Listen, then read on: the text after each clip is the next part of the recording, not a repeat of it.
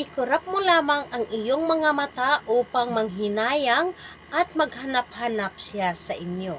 Hello mga guys, kumusta kayo? Panibagong araw, panibagong video na naman tayo. And sa araw na ito ay isa na namang video ang aking tuturo sa inyo na simpleng gabay o simpleng pamamaraan na makakatulong sa atin. At bago ang lahat, gusto ko lang mag-disclaimer sa mga taong hindi naniniwala at hindi gusto ang mga kagaya nitong video. Please skip this video and maghanap kayo ng videos na gustong gusto nyo dahil ang video na ito ay para lamang ito sa mga taong naniniwala in gusto mag-try. Sa lahat po ng mga nagko-comment po dito sa aking video dito sa loob ng aking channel, mag-ingat sa lahat ng mga nagre-reply sa inyo na dinadala kayo sa kanilang WhatsApp in Emo app upang makaiwas po tayo sa scam.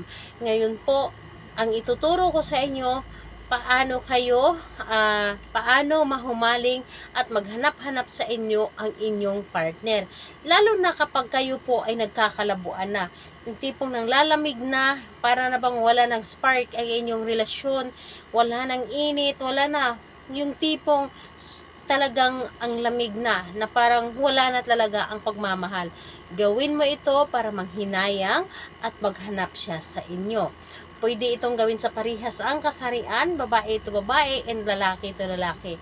Siyempre naman sa ating babae at lalaki na mag-partner, pwede mo itong gawin kahit na kayo ay magka-LDR at magkalapit sa isa't isa. Dito wala tayong kailangan na bagay, materialis na dapat nating ihanda, kundi ang ating sarili lamang. Kailangan natin dito ang ating sarili, kailangan na buo ang ating loob sa paggawa, kailangan na lubos kang naniniwala, tiwala. Siyempre yun po ang ating kailangan, ang ating tiwala at paniniwala sa paggawa ng isang ritual.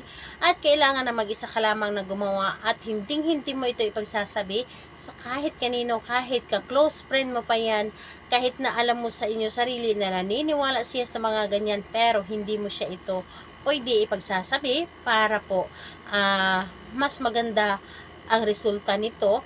Hayaan mo yung mga friend niyo na gumawa, basta ikaw kailangan na gawin mo ito sa iyong sarili, lalo na kapag kayo ay nagkakalabuan na. And syempre hindi lamang sa nagkakalabuan, kailangan na maging or okay din kayo ng inyong karelasyon. Ngayon pwede mo pa rin itong gawan or gawin sa kanya kahit na okay kayo, and pwede rin itong gawin kahit na kayo ay mag-ex. So ayun, kapag ready ka na, ay pwede mo na itong simulan. Dito napakadali at napakasimple lamang. Ang gagawin mo lamang dito, kumurap ka lamang ng 7 bisis. Kurap lamang, i-blink mo lamang ang inyong mga mata. So bawat blink or kurap, sa bawat kurap po ninyo, sambitin ang kanyang pangalan at apelyido at sabihin po ninyo na manghinayang at hanap-hanapin mo ako. So, kurap pangalawa, pangalan, apelyido ni target, manghinayang at hanap-hanapin mo ako. So, yun po ang inyong sabihin. Again po, kumurap kayo, tapos pangalan, apelyido, at sabihin po ninyo, manghinayang at hanap-hanapin mo ako. Yun po ang inyong sasabihin. 7 ulit po. 7 kurap, 7 ulit din po na sasabihin yung pangalan at apelyido at yung magic words. Yun po ang inyong sasabihin kapag ito ay inyong ikinurap. Pero hindi lamang siya na basta-basta lamang nasasabihin, kundi kailangan nang gagaling din po sa ating puso ang ating mga sinasabi para mas mabilis itong maramdaman ni target. Dahil dito ay napakabisa at napakabilis nitong tumalab. Lalo na kapag gabi mo itong gawin. Gabi, lalo na kapag tahimik ang paligid, yun po ang maganda na paggawa sa isang ritual kapag ito po ay gusto ninyo na mabilis tumalab. So, ayun po, kailan ito pwedeng gawin? Gawin ito sa kahit anong araw at kahit anong oras, pwedeng umaga, tanghali, gabi. Depende po sa inyo kung kailan ninyo pwedeng gawin or gustong gawin.